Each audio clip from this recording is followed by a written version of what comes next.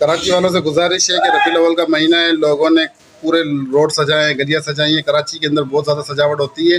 तमाम कमेटी से मेरी गुजारिश है जिन्होंने रोड और गलियां सजाई हैं और जिन्होंने अपने घरों को सजाया है, उनसे गुजारिश है कि आज बारिश हुई है कराची के अंदर बहुत तेज़, और आज सारी जालें, बत्तियां, तारें सब गीली हो चुकी हैं।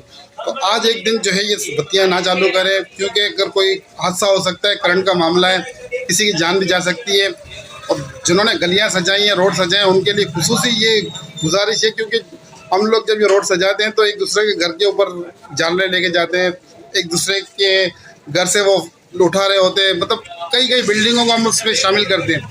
तो मामला ये है कि अगर कोई करंट वाला मामला हो गया, कोई हादसा हो गया, तो इससे बहुत बड़ा नुकसान हो जाएगा। इसलिए आपसे गुजारिश है कि आज एक दिन कोई भी चरागाह चालू ना करे, इससे एहतियात करें, कोई जानी नुकसान हो जाएगा।